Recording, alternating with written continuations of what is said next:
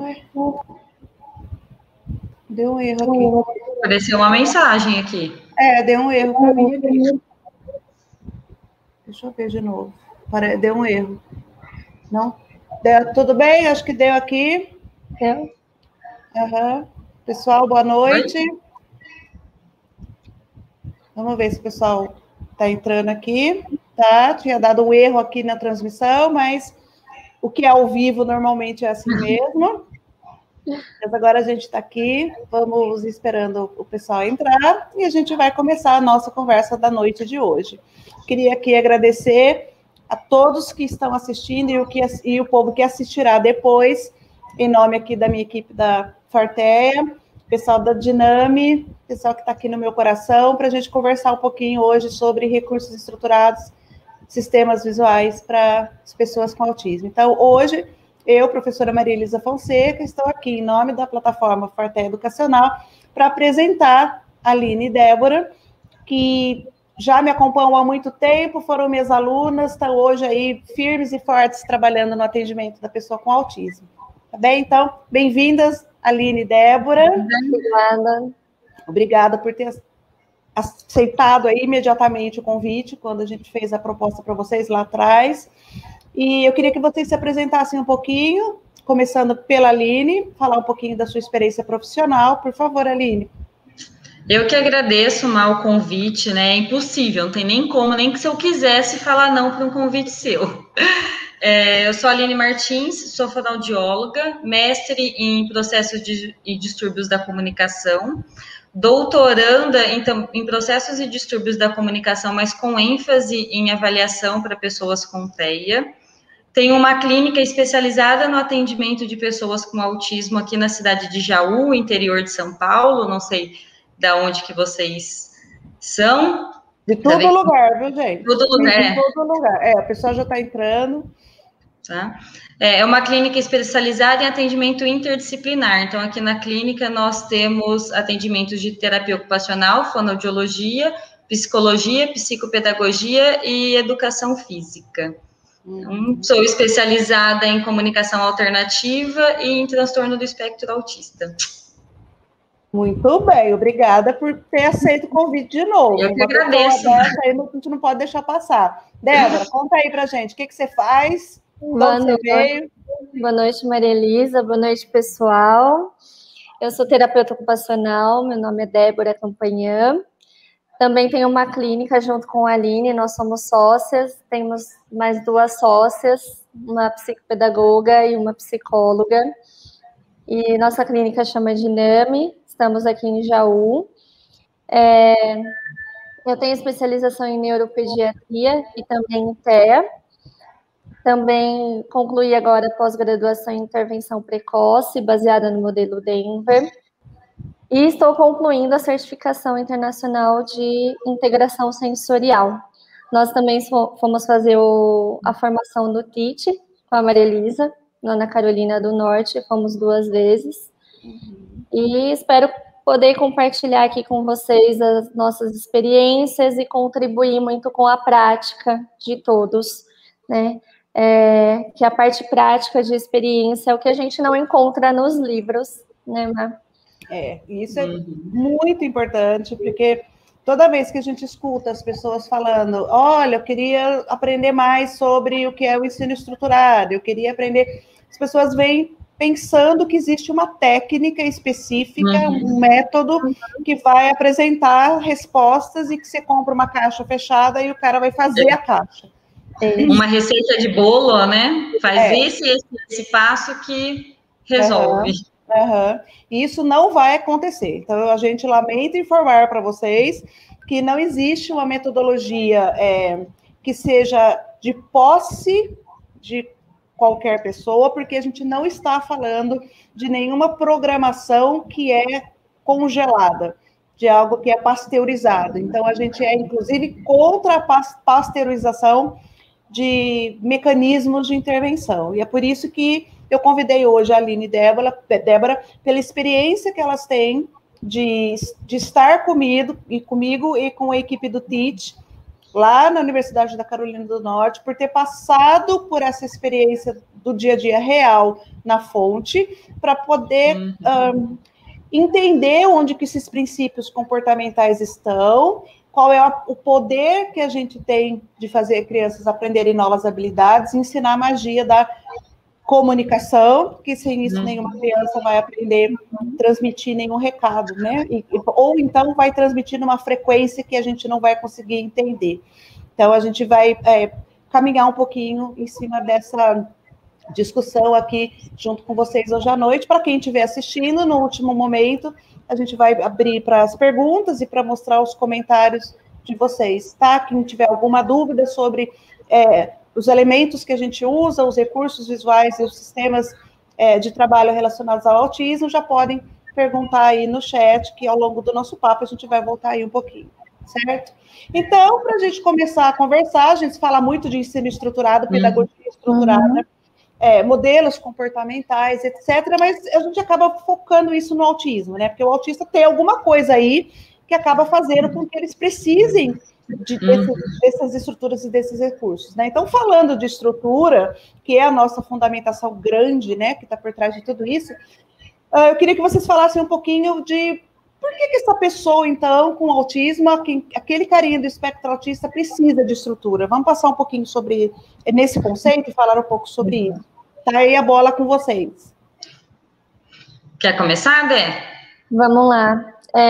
A pessoa com TEA, a gente sabe que ela tem as questões de comunicação social, interesse restrito e repetitivo, e o maior ponto forte da pessoa com TEA é o visual, né? É a questão de entendimento concreto, né? Então, as coisas mais abstratas são mais difíceis para a pessoa com TEA. A questão auditiva, né? Então, o ambiente, a estrutura, ela é importante para a pessoa com autismo, porque ela conversa com a pessoa com autismo. É através, né? Ela conversa não só com as pessoas com autismo. Quando a gente começa a falar de estrutura, a gente vê que na nossa vida tem estrutura, no nosso cotidiano, no nosso dia a dia, e o quanto que isso é importante para nós e para eles. Dá previsibilidade, acalma, diminui a ansiedade. A criança, ela já chega no lugar sabendo o que aquele ambiente espera dela, o que eu preciso fazer ali, né? E a gente abre porta para aprendizagem quando a gente organiza o ambiente. Se a gente chega para trabalhar e nossa sala está totalmente bagunçada, nossa produtividade cai lá embaixo. Né? Com as pessoas com autismo, também a gente precisa organizar, precisa ter uma organização, uma estrutura para ela funcionar melhor naquele ambiente. E quando a gente fala... Quer complementar, Aline? Pode complementar. Não, só vou complementar em relação a, quando a gente fala da importância do ensino estruturado, dessa organização que o ensino estruturado propõe, pensando aonde estão as falhas da pessoa com autismo. Então, a gente vai pensar nas falhas, vai pensar onde estão as habilidades, e a gente vai trabalhar essas falhas utilizando as habilidades da criança, da pessoa, em geral, com TEA. Né? Então, a hora que você organiza a sua terapia, ou seu ambiente escolar, até mesmo a sua casa, quando você organiza o que você vai ensinar, é mais fácil dessa criança receber e compreender e aprender mais rápido. Né? Se eu ficar num ambiente desestruturado ou não organizar essas atividades, pode ser que essa criança demore muito mais para aprender algo que, se eu tivesse estruturado, mostrado para ela, olha, faz exatamente assim, ela ia internalizar muito mais rápido. Isso, essa configuração, né, do que o autismo deixou na pessoa, a gente usa sempre essa forma de dizer, né? Porque o autismo está ali, nasceu com ela, a condição do autismo vai morrer com a pessoa, então a gente já sabe que ninguém ficou autista porque no dia do Natal o Papai Noel não apareceu. Estava na pandemia. A gente já sabe por que isso vem. A diferença é que a gente não tem ainda um marcador biológico para isso. Mas o fato de autismo ser uma condição, né, genética que me leva a uma questão cerebral diferente, não significa que ele para sempre terá que ter os mesmos comportamentos que ele tem hoje. Na verdade, a gente não quer isso. A gente quer justamente que ele tenha novas aquisições para subir os degraus que precisa subir e equivaler àquilo que a gente espera de mais próximo do típico, né? Sim. O que a gente espera que aconteça. Então, o que a literatura, dentro da abordagem do ensino estruturado, chamou por muito tempo de estilo cognitivo, que ainda que possa parecer para nós algo um pouco muito interno, muito mentalista, etc., o que a gente vê, de fato, é uma criança com dificuldade de acabar. É uma criança com dificuldade de começar, que depende de muitas pistas e de muitos antecedentes para que ela engaje numa atividade. Então, nós vamos mexer nesse antecedente disparador, a gente vai provocar situações de ensino, a gente vai entrar com um sistema de ajuda para que essa criança tenha sucesso. Sim. Uma das coisas que está descrita lá nas práticas baseadas em evidência é a questão dos suportes visuais, dentro de uma variedade de possibilidades que a gente vai conversar, né? E em cima dessa variedade de formas e tipos e possibilidades é que a gente encaixa essa pessoa com autismo que naquele momento pode ter uma necessidade ou outra. Então, meninas, nesse sentido, como é que a gente... O que a gente chamaria de estrutura? Vamos tentar... Como é que a gente chama... Exemplificar. Como é que a gente simplifica e fala, bom, estrutura é o quê? Como é que a gente definiria estrutura? Tem uma frase, Má, que a gente viu até lá na Carolina do Norte, que eu gosto bastante, que fala assim, que o ensino estruturado, ele vai... Não lembro direito como estava escrito, mas assim, as dificuldades internas vão ser organizadas externamente pelo ensino estruturado. São ações de fora para dentro, né? Isso. Organismo para que depois eu não precise mais dessas estruturas internas e a criança consiga viver bem no ambiente, se comunicar bem, compreender o ambiente sem tanta necessidade e tanto apoio. Então, ela não vai utilizar para o resto da vida o mesmo tipo de estrutura. Isso. E a ideia é que a gente realmente vai tirando algumas dicas, deixando aquilo que seria mais natural, aquilo que seria mais esperado e aquilo que favoreça o aparecimento do comportamento ou da habilidade do filho. Tem algumas que ficarão, vai ficar para sempre, como ficam os finalizadores. E outras que a gente vai ensinando e treinando justamente para que ele não fique dependente de dicas. Sim. E muitas vão ter tanto o seu autocontrole e o seu autoconhecimento das suas necessidades que vão criar as suas próprias estratégias para conseguir se organizar no ambiente. Isso. Então, eu sei aonde eu preciso organizar minha cama, aonde eu preciso organizar, como eu preciso organizar minha mesa de trabalho, meu material na escola. Então, a gente quer que essa organização que a criança precise, ou adolescente, adulto, comece a ser natural para ela e ela entenda o que ela precisa fazer. Eu falo igual nós, né? Eu sei se eu preciso anotar ou não quando eu estou fazendo uma aula. Tem gente que é só de escutar, aprende. Eu não. Anotar, grifar 300 cores para eu poder lembrar depois. Então, eu já tenho esse autocontrole. A gente vai ensinar para a pessoa com TEA, né, para aquela que tiver essa habilidade de chegar e ter esse autocontrole. E aí, algumas... Pode falar. Não, eu ia agora responder, né, a pergunta. Então, o que a gente teria de estrutura? O ambiente, a gente precisa organizar, tanto o ambiente clínico, o ambiente escolar, o ambiente da minha casa.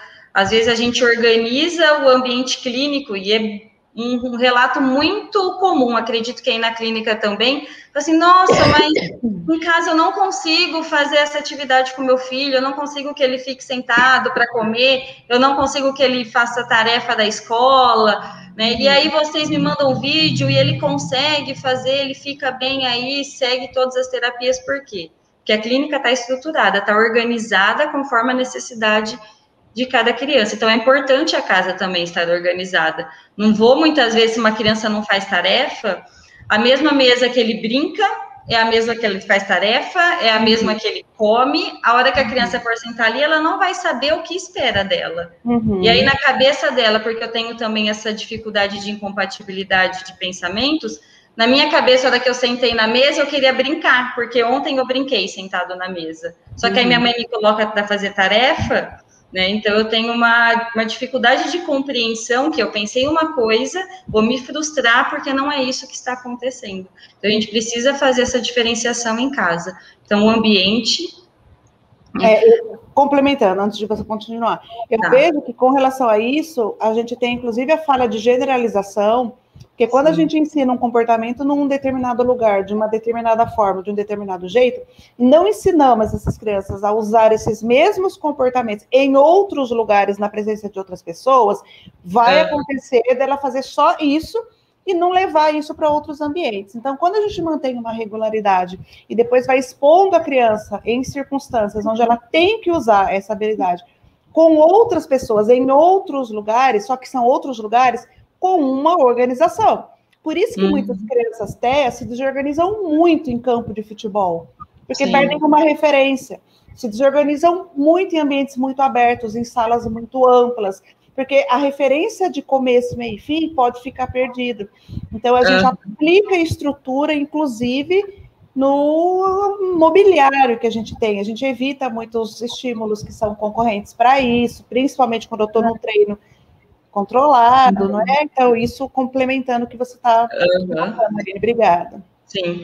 E aí, quer complementar? Pode ir. Não, eu ia falar que é importante a gente entender também que mexer nesses elementos é muito individual. A gente precisa de uma análise funcional do comportamento para eu conseguir modificar, saber qual elemento que eu vou modificar, não só do ambiente, quanto de agenda que a gente vai falar, materiais.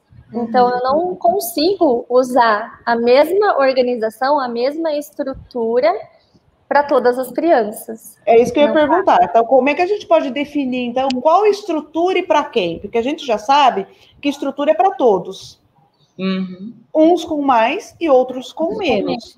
Nós não trabalhamos com o conceito de nenhuma estrutura. Nós trabalhamos na perspectiva de que estrutura regula, estrutura ensina. E o que a gente podia contar para o pessoal que está assistindo? Como é que a gente define para qual a gente coloca mais estrutura, para qual a gente coloca menos? Qual é o caminho? Por onde começam?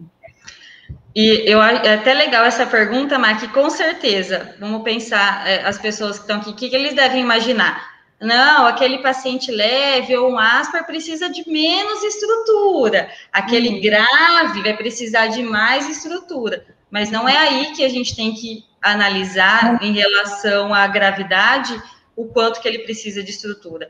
Às vezes, aquele grave precisa de mais estrutura, sim, de um ambiente para fazer uma atividade, adequação de atividade com maior estrutura, não ter uma atividade com muitos elementos, atividades que são mais motoras, né, do que a gente considera de nível 1 da atividade. Porém, às vezes, um Asper vai precisar de mais estrutura para ele manter um diálogo com o colega na sala de aula. Então, eu vou precisar ter uma estrutura, uma sequência de passo a passo, como conversar com um amigo de sala de aula. Então, não é necessariamente em relação a... Nível de funcionamento é menos... Não, isso é verdade. Até porque tem muitos meninos que são mais severos, mas que são tão autônomos e que se viram para um monte de coisa, que isso até é uma queixa. Às vezes as mães colocam assim, ele não me chama para nada, ele levanta, ele vai, quando eu vejo a pia tá limpa, quando eu vejo, né? Então, para esse menino que é severo para algumas coisas, ele pode ter habilidades para outras coisas e que, para ele, a gente não tem que colocar muita estrutura. Agora, é comum ver meninos muito leves, precisando de muito apoio em material acadêmico escolar, por exemplo. Muito. Então, isso Porque apesar de eu ser leve em relação a esses funcionamentos, tem algo que é muito importante, que é a teoria da mente. Então, a teoria, essa falha na teoria da mente faz com que eu não compreenda muitas vezes o que o meu colega está falando, não compreenda o que meu professor espera de mim, não consiga fazer interpretação de um texto, porque na minha cabeça o que eu acredito em relação àquele tema é uma coisa, mas o texto está falando outra, e aí eu vou precisar de estrutura, de adequação de material para atingir o objetivo que eu espero em sala de aula. Existem alguns comportamentos que eles são mais difíceis da gente ensinar, né? Então, para alguns meninos, a queixa que eles trazem eles falam para a gente, como é que eu percebo que alguém está me passando para trás? Uhum. Como é que eu sei? E nem eu sei quando eu estou sendo passada para trás, muitas vezes, né? Muitas vezes a gente Se a gente soubesse, não era passado para trás. Justamente. Então, existem algumas coisas que são essenciais para a sobrevivência, tem outras que a gente demanda uma certa perspicácia, que isso não é exclusivo do autismo, pessoas em geral, de convívio social e todas essas coisas, né?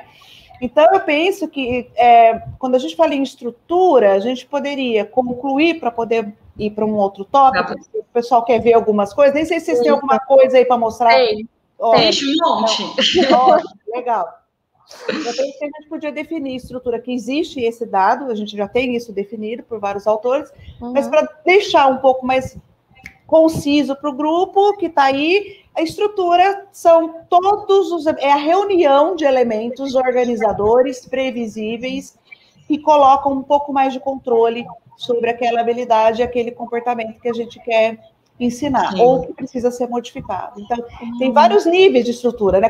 Como é que a gente poderia dizer para eles quais são os níveis de estrutura? O que a gente está acostumado a fazer? Que elementos da estrutura a gente colocaria aí, numa terminologia que eles possam entender aí?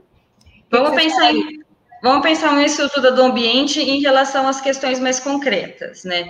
Então, eu tenho uma sala só de terapia, não consigo dividir essa sala de terapia em vários ambientes. Posso pegar móveis, né? E os móveis eu modificar de ambiente, e aí eu dividir a sala através dos móveis, da mesa, da cadeira, colocar uma toalha. Oi?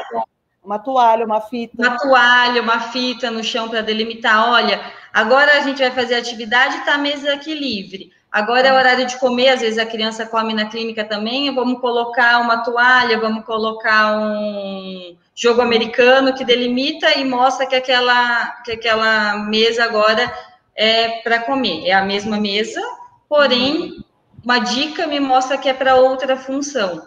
Né? Então, uma dica que a gente fala, eu tinha uma criança que toda vez, na hora dela de sentar, ela nunca sentava na cadeirinha certa que era esperada. Ela sempre sentava na que eu tenho que sentar, e aí eu tinha que levantar a criança e levar para trás. O que eu organizei? Na hora dela sentar, eu tirei. Não existia mais aquela cadeira ali. Na hora que ela olha, só tem uma cadeira para ela sentar. Ela sentou na cadeira certa, eu fui lá, busquei e sentei. Então, eu organizei a estrutura para que ela entendesse aonde que ela precisaria sentar, sem eu precisar ficar falando o tempo inteiro, dando bronca ou dando comandos, e aí ela internalizar que o certo seria sentar naquela, eu levantar ela e ela sentar na outra. Essa é uma modificação de primeiro nível, que a gente chama que é a base, ambiente físico. O ambiente físico é algo que a gente precisa modificar. Isso. Eu morro, mas ainda a gente vê umas salas de intervenção para a situação controlada com muita coisa grudada na parede. Então, como é que eu vou atender um foco para o que eu preciso? Se tem todos os pôsteres do mundo, se todos os armários estão abertos, se aquela mesa tem um monte de desenho, se aquele tapete tem um monte de coisa. Então, especificamente em algumas situações determinadas, especialmente as 1 para 1, então, o ambiente físico me organiza numa situação 1 para 1. Naquele momento, o que a gente puder fazer para ter o estímulo que eu preciso, sem ter muitas concorrências, ele é importante. Eu creio que a gente faz uma exceção para terapia de integração. A Débora vai depois mostrar. Eu acho que até dá para você mostrar a sua sala aí depois, né? A terapia de integração, ela precisa desses estímulos acontecendo para a criança montar o seu próprio esquema aí. Isso. Mas quando a gente tem aí que pensar um pouco no papel da sala de aula, porque sala de aula, principalmente educação infantil, é muito poluída e ela acaba sendo nociva para as crianças com autismo. O cara precisa aprender a conviver com estímulo. Todas as pessoas precisam conviver. Mas quando eu quero ensinar uma coisa que eu preciso da atenção dele, preciso do foco dele, preciso da colaboração dele, o quanto a gente puder fazer essa regulagem, essa filtragem, aí é uma orientação que a gente também já vê por aí. Eu acho muito... Complementando essa questão, posso? Vai, Débora. Além da avaliação, né, como que a gente determina o que coloca, o que tira, gente, além da avaliação, que a gente entende o nível cognitivo daquela criança, né, que nível que ela está, que ela se encontra, como que é a compreensão, enfim, todas as avaliações de TO, de fono, de psicologia. Quando se trata de ambiente, a gente também precisa ter muito daquilo que a gente chama de observação, feeling, escutativa ali com a criança. Se eu estou percebendo para onde ela está olhando, a porta está aberta e ela correu, eu conseguiria antecipar esse comportamento. Né? Então, a gente está muito atenta, muito presente naquilo, observando coisas que são tão sutis, às vezes, onde a criança está olhando, como que ela está se posicionando, onde eu estou posicionada. Né? A gente escuta muitas queixas assim, mas ele corre, mas ele foge. Aí, a forma como você se posicionou na frente da criança, o local onde você está brincando com a criança, diz para ela que ela pode correr e fugir à vontade, que o caminho tá livre para isso. E também o que ele está fazendo, né? Porque pode ser o comportamento de fuga de demanda. Deixa eu me mandar por reforçamento negativo para eu não ter acesso ao que eu não sei, não ter acesso ao que eu não gosto, ao que está muito difícil, algo por esse caminho, né? Por isso da avaliação funcional. Então, gente, não dá para a gente explicar que nível a gente vai usar se eu não sei em que nível ela já está. Exatamente. Qual é a avaliação que é feita dela. Então, qualquer nível de estrutura precisa de uma avaliação anterior. E o que mais que a gente pode mexer? Mexemos no ambiente físico, aí a gente tem algumas outras coisas que a gente pode chamar de estrutura também. O que a gente pode mexer? O que a gente organiza também é a rotina dessa criança, né, que a gente monta uma agenda para ela com tudo que é esperado para que ela faça naquele momento. Então, a agenda mostra para a gente quais são os ambientes que eu vou, para onde eu vou, e ali aonde eu estou, não adianta só também a gente pensar na agenda, né? Agora eu vou para a sala de integração. Chega ali na sala de integração, o que eu tenho que fazer aqui? Não sei, né? Porque eu não tenho ainda essa habilidade de, muitas vezes, me organizar ou saber o que fazer sozinho, tenho dificuldade com função executiva, e aí eu fico perdida. Vou apresentar comportamentos inadequados. Então, além da criança saber para onde ela vai, ela precisa entender o que aquele ambiente vai fazer. Ela passa ali também. Isso tem um nome, né? A terminoologia que a gente usa, isso tem um nome. Como é que chama isso? Sistema de trabalho e a nossa agenda, né? Conhecida e famosa agenda aqui. Então, todo mundo já conhece. Esse negócio de agenda, gente, virou tão popular que todo mundo quer fazer agenda. Não é todo mundo que vai fazer, não é igual para todo mundo, ela tem uma determinada função, ela vai entrar na vida da criança por algumas razões. Tem meninos que a gente não vai fazer nada por enquanto, tem meninos que é só um objeto de transição, e tem alguns que nem isso a gente vai fazer, porque primeiro eu preciso ensinar algumas outras coisas muito essenciais.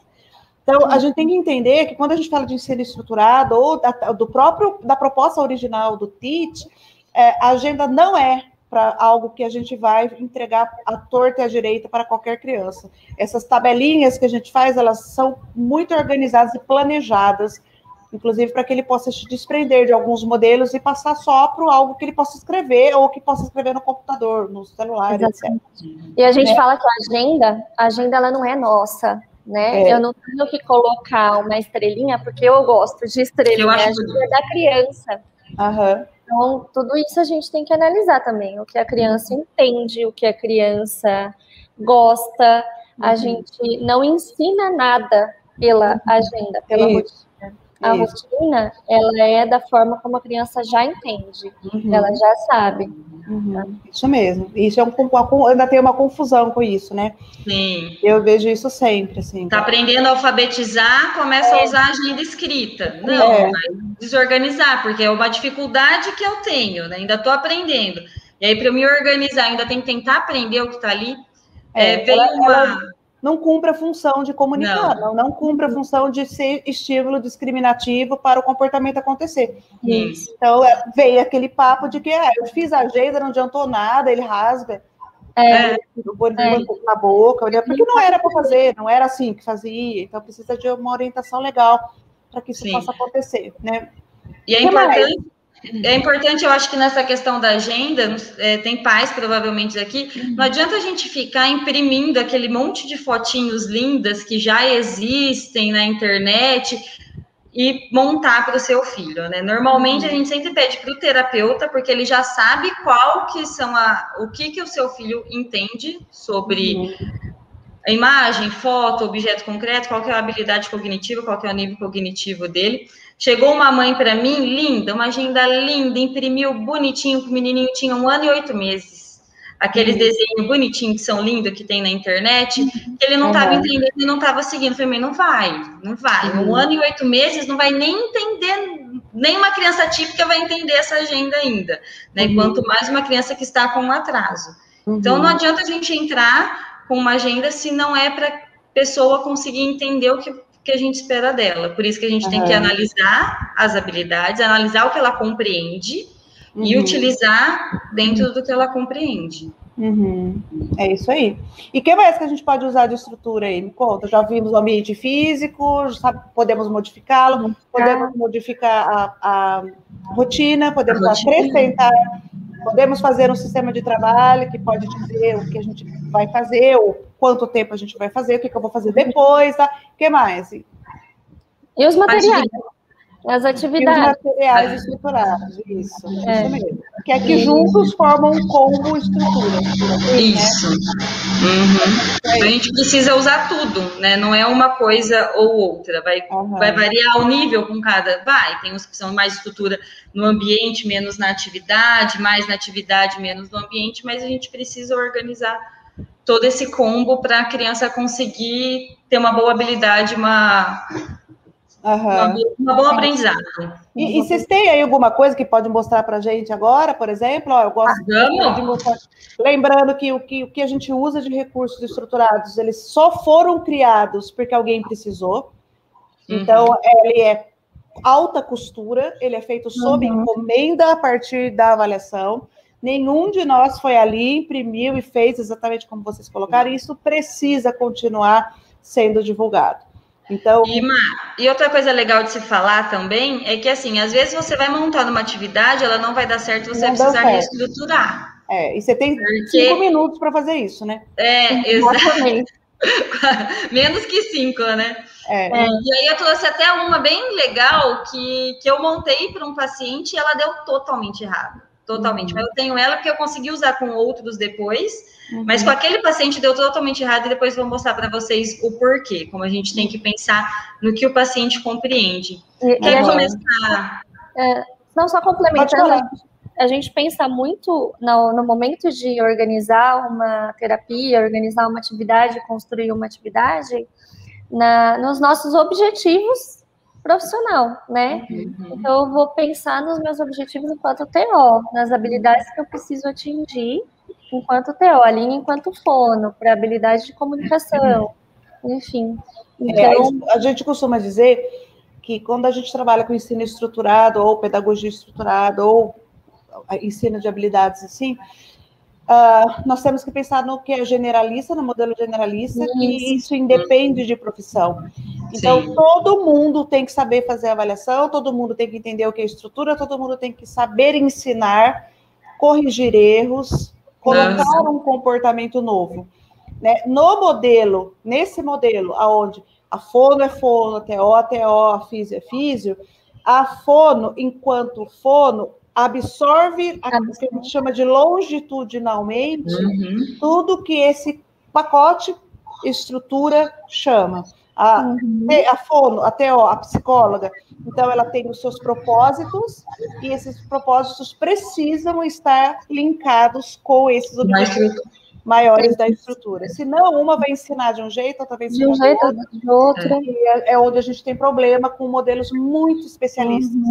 Onde a criança vai no norte, depois no sul, depois no leste, depois no oeste, né? Então, pode ser que a gente perca um pouco isso. Né? Então, tudo é pensado e repensado, né? Aí também o valor da equipe. A gente se conversa muito e fala, deu certo, não deu certo, reestruturei dessa forma. faz aí também. Então, essa comunicação entre os profissionais nesse modelo generalista, né? E muitas vezes a gente usa o mesmo. De caso. O protocolo é o mesmo, muitas vezes. Isso. Então, a criança vai percorrer aqueles caminhos e muitas vezes a criança vai com a prancheta dela, vai passando pelas salas e a gente vai... Tá todo mundo fazendo, olhando para um propósito maior, né? Aqui, por exemplo, a gente tem feito muito isso. Então deixa eu ver, porque agora que eu quero ver, porque eu não vi nada ainda, gente. Vamos começar por níveis, Má? Vamos dos níveis mais baixos, níveis menores são os níveis mais concretos, que precisam mais do apoio tridimensional do objeto, até ir formando conceitos e equivalendo isso, esses mesmos conceitos sendo equivalentes aos conceitos superiores, vamos chamar assim. Então, até a criança consiga ler e fazer todas essas equivalências entre a palavra, o que ela ouve da palavra, o que ela vê do estímulo, etc. Então, a gente começa do 1 e termina no 4, segundo a perspectiva que a gente trilha. Didaticamente, né? Didaticamente. Ó, vamos mostrar aqui, nós temos, lembra desses? Ah, que amor, a gente correu igual nós trouxemos dos Estados Unidos, né, vários dedoches da patrulha canina, vamos lá. E aí, para uma criança de nível 1 que não tem ainda, que não necessita tantas de habilidades cognitivas, mas as atividades são mais de habilidades motoras, a gente montou blogueirinha agora. Um pouquinho mais para cima. Aí. A gente montou uma caixinha com, né, a torre da patrulha canina. E aí a criança, ela só tem que pegar o objeto da patrulha canina e colocar dentro... Guardar. A habilidade de guardar. Dentro da torre. Essa habilidade de guardar, de triar, de transportar, de depositar, de guardar em áreas de armazenamento que não são aleatórias, elas vêm justamente para ensinar esse rastreio, integração olho-mão, que a gente mede pelo PEP, e por outras formas também, mas ela é muito básica, porque tem crianças que não conseguem fazer nem isso, né, gente? Ela pega criança que não consegue triar, né? Pega tudo de uma vez. Isso. Para colocar de uma vez, aí eu preciso estruturar também a área de armazenamento dela triar uma por vez. Então, né? Acho que é legal a gente falar, a área onde esses brinquedos, onde os dedoches estão, a gente chamaria isso de área de armazenamento, que é de onde eu tenho que tirar, onde ele está. Que arranjo eu fiz para essa criança me mostrar e pegar.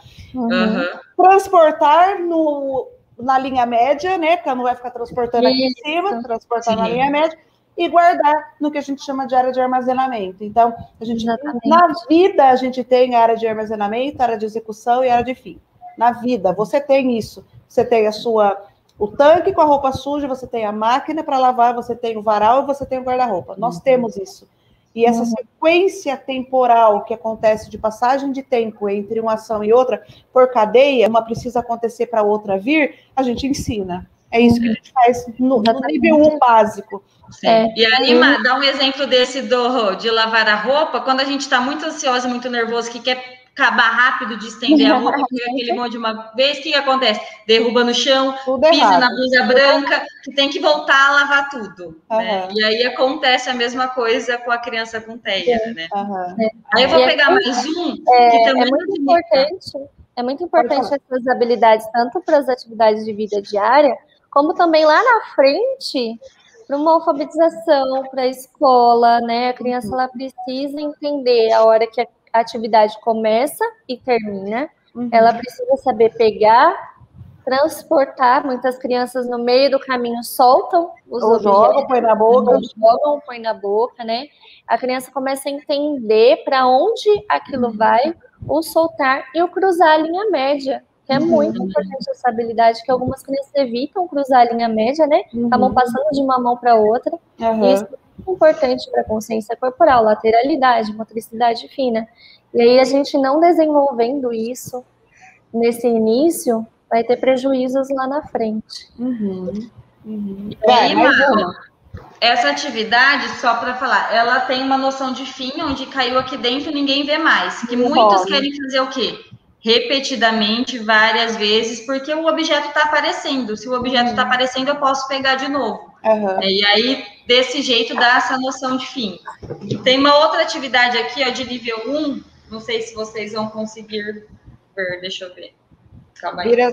Vira ela assim, porque ela é estável. Essa é a maravilha...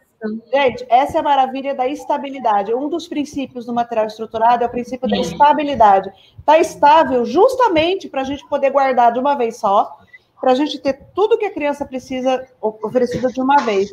Dá para ver, belezinha? Dá para ver? Tá vendo? Eu não tenho essa noção de fim onde o objeto desaparece, porque a casinha é aberta. Então, se é uma criança que tem essa necessidade ou que gosta desses movimentos repetitivos de ficar pegando várias vezes, essa não seria uma atividade boa.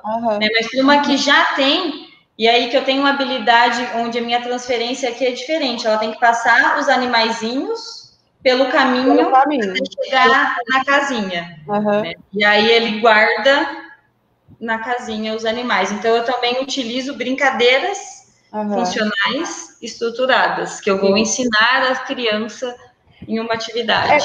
Algumas pessoas pensam que quando a gente faz brincadeira com estrutura, significa que você... na verdade, que o brincar não precisa de estrutura, o brincar precisa. Mesmo em situação mais natural, a gente monta uma estrutura naturalmente. Então, os ambientes mais naturais também são ambientes que não são livres de estrutura. Sempre existe uma mínima estrutura. Né? Vamos lá. Vamos ver mais um pouquinho. Daqui a pouco eu vou abrir para pergunta, hein? A gente já tem várias perguntas aqui. Outra coisa que eu acho fantástico é que a gente não precisa ficar comprando esse monte de coisa. A gente mesmo pega caixa de sapato, pote, né? Aqui tem uma que eu são papéis, né? Aqui, e aí tem o limite para a criança colocar dentro. E aí depois, né, eu não tenho somente essa função, depois eu criei para quê? A criança tem um cartão maior que ela vai rasgar para isso caber, porque isso daqui não cabe aqui. Não cabe. E também as linhas para ela recortar e caber aqui nesse espaço. Então, tenho que ter aqui uma noção, né, um limite de recorte para que esse cartão caiba no buraco. Muito bom. Tem alguma... Então, a mesma caixa a gente usou para 3 coisas. Isso que a turma tem que entender. A gente vai reaproveitando, o cara não fica fazendo a mesma tarefa forever. A gente usa a habilidade, eu quero que aquela habilidade apareça. Então, a gente vai ensinando a usar essa habilidade com outros elementos também, né? Com outros materiais, né? Porque essa é a magia do material estruturado, né? E a própria da patrulha canina, a gente trabalha aqui também com a comunicação alternativa, utilizando o TOB. Então, se eu quero fazer o pedido do cachorrinho, ela me pede, eu entrego, aí assim ela executa a ação. Então, a mesma atividade, a gente faz várias coisas, dependendo do objetivo que você pretende com aquela atividade. Isso, a gente segura os bonequinhos com a gente, não mostra, segura, ele pede, mostrando uma imagem, e ele recebe imediatamente porque pediu. Então, eu estou trabalhando no pedido. E esses mandos, essas coisas são tão importantes, porque muitas crianças não têm esse tipo de coisa, não emite isso. Então, você não pode ficar esperando ele usar um comportamento cheio de excessos para pedir uma coisa que ele pode só apontar para mim, por exemplo. E muitas ainda tem, quando a gente começa a trabalhar essa questão do mando com elas, né, o pedido na comunicação alternativa, principalmente nas atividades, tem algumas que querem fazer atividade rápido, porque elas já sabem como faz, e aí, a hora que você tem esse bloqueio que ela tem que pedir, a criança pode até apresentar comportamento inadequado, porém eu tenho que ter procedimentos de ensino para que ela entenda qual que é a função antes de apresentar o comportamento inadequado. Se ela apresenta comportamento inadequado, grito, choro, e aí eu entrego o objeto, aí piorou, porque eu reforcei um inadequado antes. ela pediu, né? Não importa se gritando ou chorando, ela acabou pedindo e acabou tendo. Então, ela nunca discrimina o que eu fiz para eu poder receber. Para receber.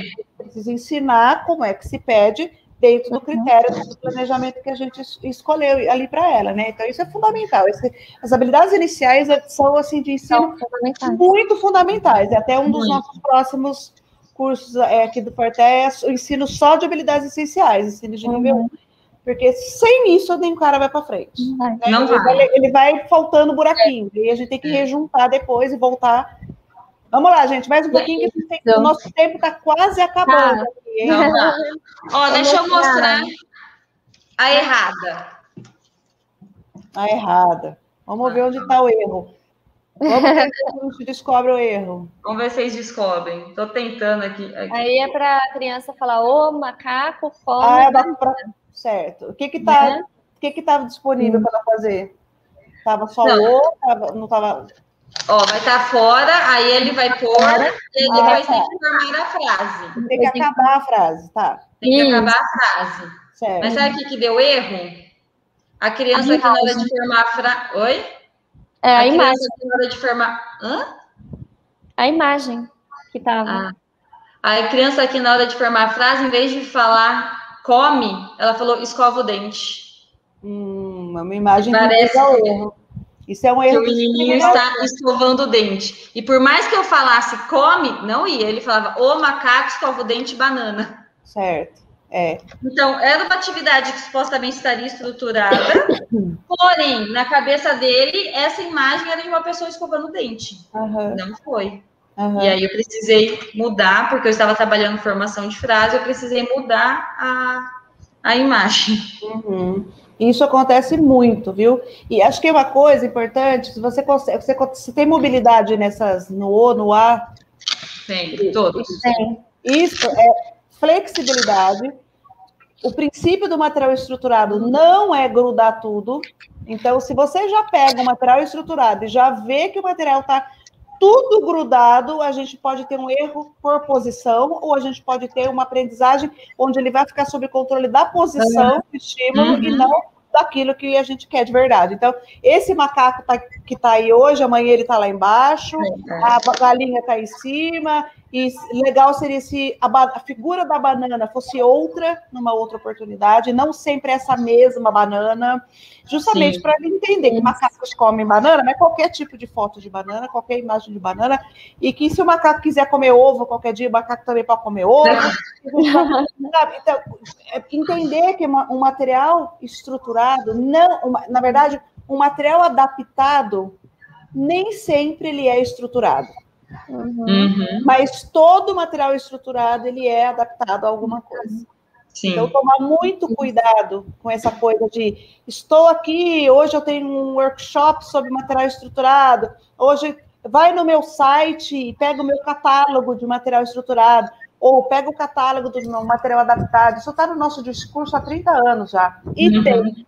Você vai ver, é só material, coisa em PDF para você imprimir, ou é uma coisa que não tem nenhuma estrutura, tem imagens. Então, isso é muito perigoso, né? Então, são úteis, porque a gente usa muito, mas a estrutura somos nós que colocamos dentro do nível de estrutura com todos os elementos. Quais são os componentes do material estruturado? Então, a gente tem flexibilidade, estabilidade, previsibilidade, a gente tem sequência de ensino, do menos ao mais, a gente tem vários elementos de material estruturado. E aqui nessa, eu posso deixar só o último fora, dependendo da habilidade da minha criança, tirar todos e ele ter que montar todos procurando. Então, dependendo da habilidade, essa atividade, por não estar fixa todas as peças, eu consigo variar com as habilidades da minha criança. E tira tudo, deixa sem nada, só para a gente mostra só a base. Tá. Porque a gente pode usar, inclusive, a mesma base para qualquer coisa. Isso é uma matriz, a gente chama isso de matriz. Então, a gente tem uma matriz com várias entradas. Deixa eu ver que matriz você tem aí. Ali ele tem uma matriz de uma matriz de 3 entradas, tem um estímulo modelo, que vai ficar ali, que é o que vai controlar, né? E a gente tem os que vão sendo comparados ali. Então, isso pode ser feito de qualquer jeito. Então, a mamãe come sopa quente. Sim. Qualquer coisa que envolva, que caiba nesse espaço dentro da matriz. Eu tenho matriz de 2 entradas, de 3, de 4, de 20, de 15 por 40, de milhões de entradas. Aí a gente vai organizando o que cabe no tamanho do papel que você tem também, né? Não dá para ter um pouco de coerência em relação a isso, né? Quando a gente entende o conceito, né? Quando você entende o conceito, você pode imprimir qualquer coisa pronta que você vai modificar. Sim. A gente imprime e recorta e muda e coloca em outro lugar. Enfim. Você sabe uma consideração que eu tenho para fazer sobre material estruturado? É que eu andei recebendo alguns que são até legais, não são ruins, não. Só que eles têm o material aqui e tem o logo de quem fez para vender no meio da tarefa. Então, a criança tem que fazer algumas coisas no meio do caminho, ou no fundo aqui, tem lá uma marca d'água do sei lá o quê, ou aqui embaixo tem... Isso acaba sendo um estímulo extra. Estímulo concorrente, né? E aí... E se ele está aqui, hoje mesmo nós estávamos fazendo uma lá na clínica com as meninas que estavam lá, tinha um buraco, era um círculo assim, que tinha um negocinho aqui. No meio dele, tinha um rostinho de um caracol, fazendo assim. Aquele caracol não pertencia a nós ali. Então, o que eu falei para elas? Pega um estilete e arranca esse caracol daqui. Então, elas tiraram o caracol e ficou o círculo era uma corrida. Que as crianças fazer, né? Então, às vezes, a gente tem que fazer isso. Isso é colocar adaptação na estrutura. Isso é colocar a estrutura adaptando. Existe muita diferença entre as duas coisas. Elas não são sinônimos. Né? Material estruturado não é sinônimo de material adaptado não é sinônimo de material estruturado. O que mais vocês têm aí? Vamos, que a gente está acabando o tempo aqui. Eu tenho algumas perguntas das pessoas. Tem as agendas, né? As agendas. A importância da agenda também é o checar a agenda. Isso faz toda a diferença, né? A gente entrega o que a gente chama de checar a agenda, entrega para a criança aquele elemento, ela imediatamente já, eu tenho que ir até aquele local e ver qual que é a próxima atividade. Isso evita aquela coisa... O check-in, isso. Para cada criança vai ser um tipo de check-in, uma imagem, uma caneta para a criança ticar, enfim, tem várias possibilidades, né, Mar? E a gente tem vários tipos de agenda, né? Sim. Vários tipos de agenda. Esse aí, de pôr o cartãozinho, tá? É uma das coisas que a gente pode fazer, mas a gente tem várias formas de apresentar isso para a criança, né? Isso. Tem os checklists também, né? Então, aqui eu tenho um tipo de checklist, e aqui são os bonequinhos como chama? Transformers. Então, eu escrevo a sequência das coisas e cada tarefa que a criança vai... Cada cumprida... Ela checa com um bonequinho, né? Ela tem um bonequinho. Tem N estratégias, né, que a gente pode usar com os procedimentos de ensino, economia de fichas também. Aqui tem uma do Thor. Sim. Então, a criança ia colecionando os martelos do Thor até chegar no final. Você sabe que você falou uma coisa importante, que são os procedimentos de ensino. Como é que a gente ensina isso, né? Como é que o cara, ele nasce sabendo pegar uma ficha, receber a ficha, grudar? Existe um procedimento de ensino para isso, que é a beleza comportamental da coisa. Já tem literatura, já existe literatura suficiente para ensinar como é que a gente faz para o cara entender e aprender um novo comportamento, cara. Isso já tem quantos anos, né, que a gente já sabe disso. Isso. E para cada um vai ser um tipo também, né? Depender da nossa avaliação. Então, a gente tem vários aí, né? Os prompts, tentativa discreta, modelagem, reforçamento. Eu vou dar o modelo, eu posso dar o meu modelo, que é o que a gente chama de modelagem. Então, eu vou modelar a partir de uma dica, pela modelagem, que por enquanto a gente vai juntando comportamentos, do menor ao maior. Como eu posso modelar no sentido de modelação, na tradução, né? Veio de modeling e shaping. Então, eu fazendo para ele fazer também. Então, olha como eu vou fazer, hein? Presta atenção. Eu dou o modelo real. De alguém para imitar. Então, para utilizar... o comportamento essencial aí é imitação. Uma criança que não tem imitação não vai aprender. Não adianta isso. Então, não é o melhor meio de ensinar. Eu tenho que usar um outro modelo. Porque eu preciso ensinar a imitação antes. Isso, E aí eu preciso de outros procedimentos de ensino, inclusive a estrutura, né, para ensinar a imitação. Então, por exemplo, aqui, ó, a gente tem uma caixinha, tem um saco. Cadê o saco? Tá dentro. E aí, para ensinar a imitação que o sapinho vai pular, não sei, eu tenho as bolinhas onde ele... referência. Então, quando a gente vai fazer imitação com objetos, por exemplo, a gente pode escolher uma estrutura com algumas referências que funcionam como dicas também, querendo ou não, né? É diferente de imitar o movimento motor mais amplo, onde o objeto sou eu, que também é fundamental. Ele tem que imitar a mim, as coisas que eu faço. A gente usa, inclusive, isso, mas também imitação com objetos. Então, a gente tem algumas referências do próprio material que me ajudam a fazer isso, né? Maravilha, gente. O que eu acho super importante quando a gente tem minha vez, sua vez. Então, a gente falou das crianças, né, com cognitivo, que não precisam, sim, precisam. Muitos ultrapassam a vez, né? Eles têm dificuldade em controle inibitório. Né? Esperar. Então, esse apoio visual ajuda muito, né? E uma história engraçada, né, que eu tenho com o paciente, a gente estava, né, minha vez, sua vez, minha vez, sua vez, aí ele colocou aqui no meio. Eu falei, no meio? Agora é a vez dos dois. Então, olha a forma como que ele entendeu tudo isso, né? Agora vamos fazer juntos. Podia ter duas flechas. Podia ter duas flechas. Eu e você ao mesmo tempo, mas não dá. Flecha unidirecional é melhor. Você tá num lugar com duas flechas, você não sabe para onde vai, né? Verdade. Ele criou uma estratégia aí. Vamos lá, gente. Tem alguma de nível 4 aí para a gente poder mostrar antes da gente ir para as perguntas? Lá na leitura, que demanda que o cara já precisa ler. Calma aí, deixa eu pegar. Ó, tenho de nível 4...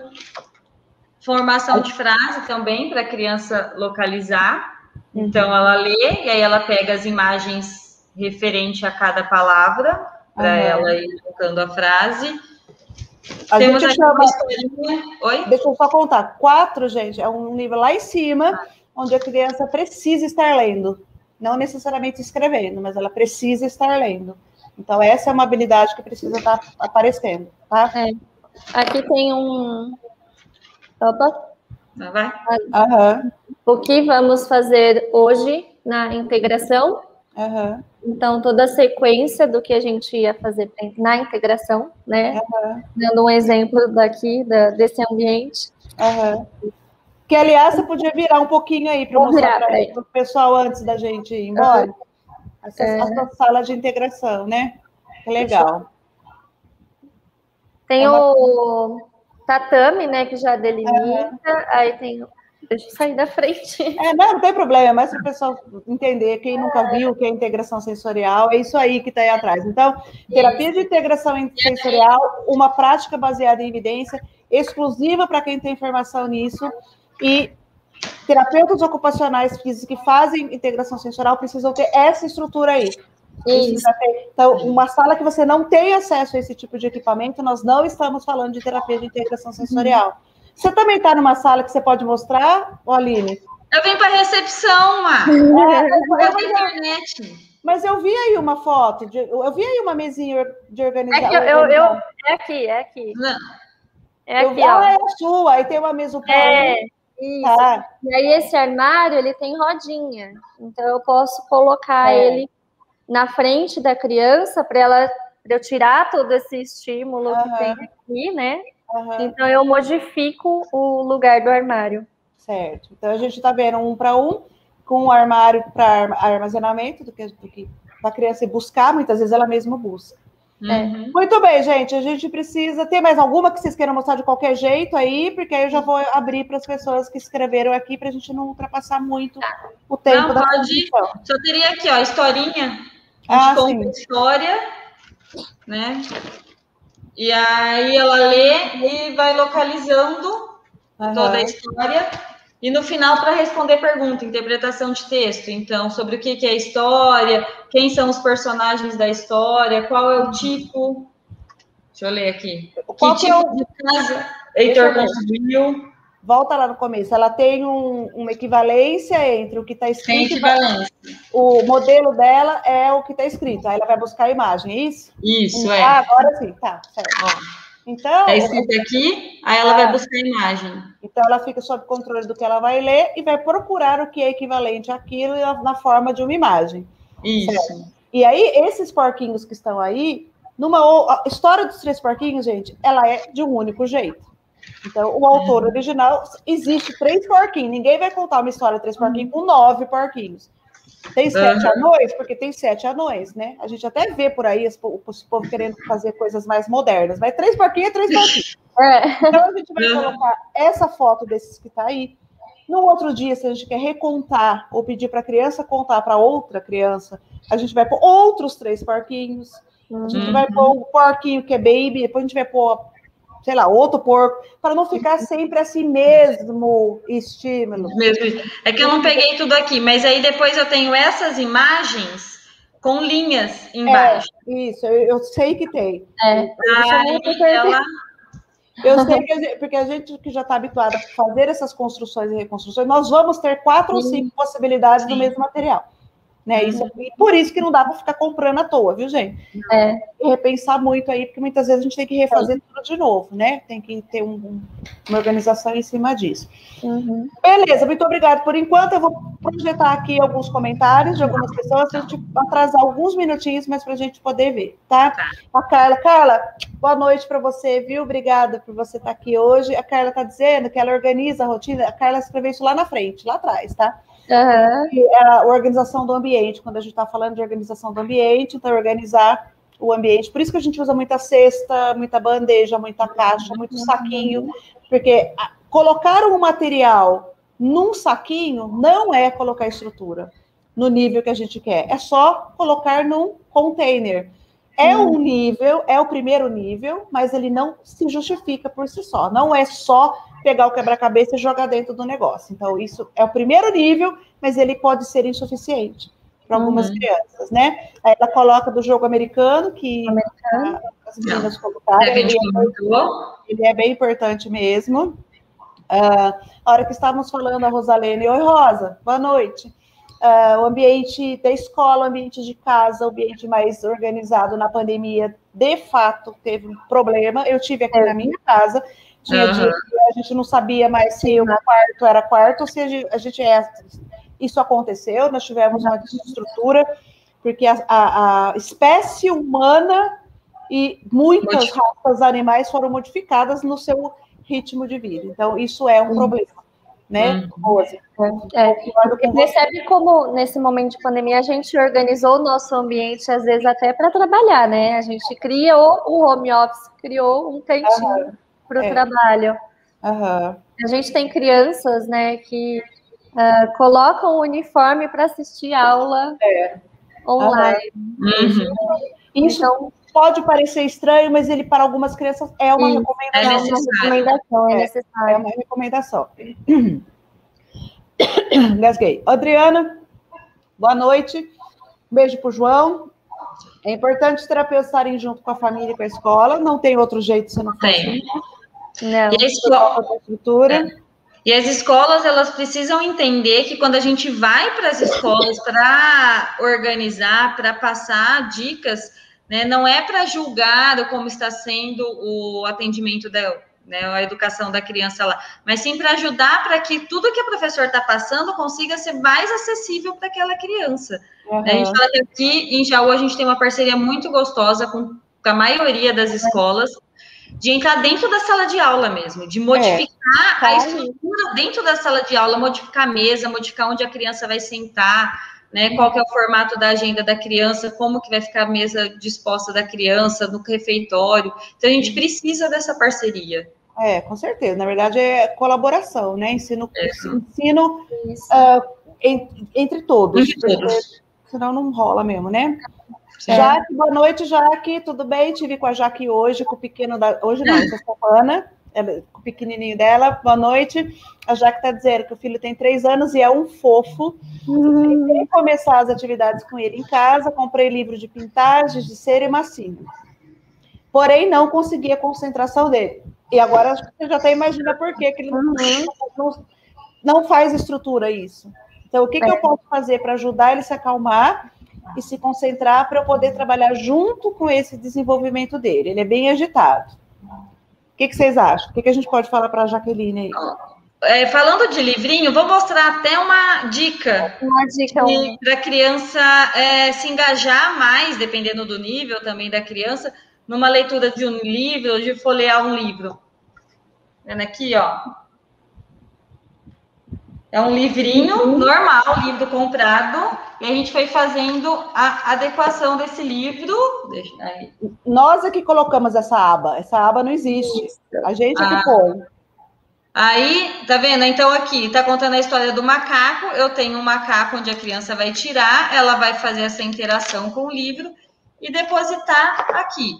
Vai virar a próxima página. Né? Não preciso ler exatamente tudo que está escrito aqui com a criança, mas que ela tenha esse engajamento de fazer alguma coisa no livro. Isso. Porque, às vezes, só eu contar a história, dependendo da habilidade da criança, fica muito abstrato.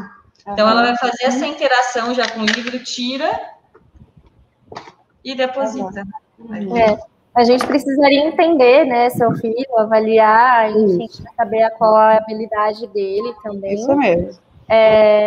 Para ver o que ele está entendendo de cada material. Ele sabe a função da massinha, ele sabe a função do giz de cera. Se ele não sabe, é a primeira coisa que a gente vai ensinar. Ele modelar. Sabe modelar. Ele pega na mão dele, já, faz junto com ele. Faz junto com ele. Ele sabe imitar? Não, então a gente vai usar a hierarquia de dicas aí e ensinar ele a fazer bolinha, fazer minhoquinha. Às vezes a gente vai ter que eliminar todo aquele monte de massinha e adereços que vem junto e usar uma, né? Pega uma, escolhe uma cor, um pedaço de massinha e vai fazendo junto com ele e falando o que você está fazendo, né? Bolinha, enrola, canta música, deixa aquilo legal, né? E o giz também, né? A criança entende que aquilo é para riscar papel. Muitas crianças acontece isso, a mãe dá uma folha em branco, ele faz um risquinho para ele acabou. Eu ia falar isso. Então, eu posso falar aqui porque ela é a mãe, ela me autorizou e eu estive com ele pessoalmente. Para ele, Jaque, porque eu estive com ele, eu peguei nele, eu sentei com ele, você estava junto, só com uma referência mais concreta. Então, você vai ter que pôr um limite para ele entender até onde acaba, fazer imitação do que você vai fazer, para ele fazer também, ensinando isso passo a passo, porque se a gente deixar exatamente como a Débora falou, ele não vai fazer. Então, a gente coloca limites, barbante para pintar dentro. Ele vai precisar disso. Mais para frente, delimitar por cores, né? Quando ele tiver essa habilidade. Isso aí. Então tá, Jaque, obrigada. Beijo. Obrigada, meninas. Então, Adriana, acontece que em sala de recursos que atende crianças TEA com muitos estímulos que concorrem com o que o professor deseja fazer. Isso não é só na sala de recursos, Adriana. Isso acontece no quarto da criança. Às vezes a gente vai para ensino domiciliar, a gente manda alguém lá, e quando a gente assiste depois para ver, ou a pessoa que foi fala, não dá para trabalhar naquele quarto. Aquele quarto é uma nave espacial, com tudo lá dentro. Então, a gente tem que neutralizar o ambiente, mesmo em casa, né? E sala de AE, muitas vezes, usa para outras crianças que talvez até precisem de mais estimulação visual do que o nosso. Então, é um problema que a gente não sabe resolver, né? Aí, puxando um pouquinho a sardinha para o meu lado, a importância de entender o perfil sensorial daquela criança, né? Para eu saber como que ela se regula, aquele monte de coisas, às vezes, pode estar desregulando aquela criança, né? Isso aí. A Martinha. Oi, Marta! Boa noite, Marta. Boa noite. A Marta está dizendo que a avaliação do nível de cognitivo é fundamental. Eu creio que não só deste tipo de avaliação, qualquer avaliação que a gente fizer, que levante uma referência inicial, um ponto com relação a alguma coisa, isso precisa ser feito. Senão a gente dá tiro no escuro. Eu costumo falar para as mães que a gente faz bala perdida, e bala perdida pode acertar ao acaso e ser ruim. Então, a gente vai do tiro ao alvo, e não na bala perdida. Né? Assim que eu costumo explicar para as mães quando a gente levanta planejamento, né? A Isabela, boa noite, Isabela. Boa noite para você. Aí, Débora, você pode explicar um pouquinho melhor da linha média? Foi nessa hora que a Isa escreveu. Tá. O que seria? A criança, quando é bebê, ela já, durante o desenvolvimento, ela precisa cruzar a linha média. O que é a linha média? Eu tenho um objeto, né? Vamos pegar a tesoura aqui. E eu vou pegar com a outra mão e eu preciso cruzar e pegar do outro lado. Então, às vezes a gente faz isso propositalmente, muda o objeto de lugar, enfim, para a criança cruzar com a outra mão. Com a outra mão. Tá? E aí precisaria, né, em cursos de motricidade fina, você vai encontrar muito essa explicação mais a fundo, até a questão da altura, onde a gente coloca o objeto para a criança fazer o alcance. Quando a gente coloca o objeto, dependendo do local que a gente coloca, a criança vai precisar mais de destreza ou vai precisar mais de força. E aí, precisaria de um curso aí para te explicar tudo isso a fundo. Mas eu acho que foi excelente. Deu tudo super certo. Espero que tenha respondido, Isabela. A Dani está perguntando, oi Dani, beijo para você. A Dani está com a gente lá na clínica, trabalhando com a gente lá, aplicadora ABA, fez várias formações com a gente, está lá atendendo os nossos meninos. Ótima pergunta, porque precisamos dizer isso. É diferente, tá? Então, concordando com a Dani, de onde veio essa dúvida que aconteceu no Brasil? Por conta da tradução, porque no original do inglês, shaping é uma coisa e modeling é outra coisa. Então, na hora que a gente fala em modelagem ou modelação, as pessoas pensam que é a mesma coisa. Mas, na verdade, uma vem de shaping, que é modelagem, e a outra vem de modeling, que é modelação.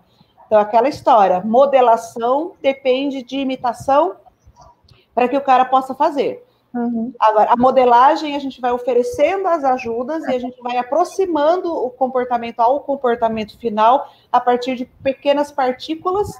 E aí, de pequena ao maior, a gente acaba chegando no comportamento final por múltiplos reforçamentos pequenos, e a gente faz um planejamento para isso, para que lá no final ele só emita tudo de uma vez, que é a sequência de comportamentos que a gente ensinou por hierarquia de dicas. A gente vai aumentando ou tirando, como as meninas estavam colocando. Então, Dani, muito obrigada, viu, pela sua contribuição, que realmente são coisas diferentes.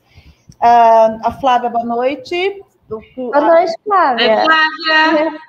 Com certeza que se a gente não tem uma base sensorial, as outras percepções e as outras coisas não vão acontecer como a gente gostaria de que acontecesse, né? Então, Débora é a melhor pessoa para poder falar sobre isso. É a base de tudo. A Tati também, beijo. Quanta gente legal hoje aqui, gente. Valeu, hein, por vocês estarem aqui. Ó, é um assunto que realmente mexe com as pessoas, e a gente, quantas vezes a gente puder falar sobre recursos de estrutura e procedimentos de ensino, nós vamos estar aqui. Eu vou chamando muitas pessoas para contribuir com isso, né? A Tati está dizendo que a avaliação das habilidades, a variabilidade é crucial, né, Tati? Então, a gente tem medidas formais e a gente tem medidas informais de habilidades para a gente poder definir aí um parâmetro para a gente poder conversar, né? Não só avaliar, né, Má? Avaliar, registrar e reavaliar. Porque a criança, ela precisa mudar, né? É um ciclo. Exatamente. Isso é uma coisa que professor, principalmente, tem muita dificuldade e tempo para poder fazer correr dado. Então, a gente precisa arrumar um jeito de ensinar os professores em sala de aula, de transformar o que está muito subjetivo em dados mais objetivos. Então, nós que temos uma situação mais controlada, a gente consegue colher dado. Você consegue ver em quantas tentativas ele saiu de um nível para outro. A gente consegue isso. o professor muitas vezes não consegue. Por isso a informalidade dentro da escola. Então, essa também é uma das nossas preocupações, né? De tentar mostrar que estrutura pode ser organizada e que faz parte do componente científico da estrutura, registro de dados e demonstração de dados. Comprovação de que foi efeito do procedimento, que foi efeito do que eu planejei para fazer e não do acaso, do além, né? Então, isso sem isso a gente não anda em lugar nenhum, né? Porque a avaliação, ela não é só avaliação do que está atrasado ou das dificuldades, mas eu preciso avaliar qual é o melhor procedimento de ensino para usar e ensinar aquela habilidade. E aí são todas essas anotações. E aí, o que a gente faz com isso depois, né? Vocês querem falar um pouquinho sobre isso? O que a gente faz com os dados depois? Vamos imaginar que a gente tem um protocolo lá, a gente olhou, o que a gente faz com isso? Não é para deixar da gaveta, né, guardado. Eu tenho que ter uma hierarquia de objetivos, porque às vezes eu quero ir para um objetivo, só que eu não tenho as habilidades básicas, então aquele objetivo futuro não vai ser atingido se eu não trabalhar as habilidades básicas para chegar. E quais são os procedimentos de ensino que essa criança melhor aprende, né? Como que eu preciso? Preciso trabalhar com aprendizagem sem erro, preciso trabalhar com hierarquia de dicas, preciso usar suporte visual, preciso usar dica física, dica gestual. Então, eu preciso ver como que essa criança está aprendendo melhor, do que eu preciso fazer naquele momento para ensinar uma nova habilidade. E transformar em gráfico, gente, em tabela, e mostrar isso. Anotação, anota, né? Na clínica, a gente tem um prontuário, né, em relação à evolução, e a gente classificou alguns desses procedimentos de ensino com numeração, para ficar mais fácil. Então, na hora do objetivo específico, a gente, que procedimento de ensino que eu usei? Esse aí eu ponho o número 2, número 3, né, para agilidade. Nossa, aqui da clínica para fazer a anotação. E aí a gente consegue ver através desses números, na hora que eu chegar no nosso, que seria um 7, porque a criança fez o espontâneo, não precisou de nenhum outro procedimento antes, ela já está fazendo sozinha. Porque o que a gente quer é que ela seja independente. A gente só gasta tempo, energia e treino para o cara ser independente. Eu quero que ele seja o mais independente e autônomo nas habilidades que ele está ensinando. É isso que eu quero, para a vida. Na vida real. Na vida real, eu preciso de autonomia. Exatamente. Então, quando a gente puder fazer isso, né, e a gente vai provocar situações para isso. Porque em autismo, muitas vezes, não vem aleatoriamente, quer dizer, não vem aleatoriamente para ninguém, mas no autismo, então, piorou, né? Achar que vai passar com o tempo, que ele vai aprender do jeitinho dele, que ele vai ter no tempo dele. A gente escuta muito isso no senso comum. Uma hora ele está amadurecendo, não chegou a hora dele aprender, vai envelhecer e não vai chegar essa hora se a gente não provocar e colocar esse menino exposto a essas condições, né? Senão não vai, né? E o principal que a gente sempre fala aqui é generalizar essas habilidades, porque às vezes esse menino tá lindo aqui na clínica, mas saiu da porta para fora, não faz a mesma coisa nos outros lugares. Não me adianta de nada. Eu preciso que ele generalize em casa, porque espero que ele não precise vir na clínica para o resto da vida.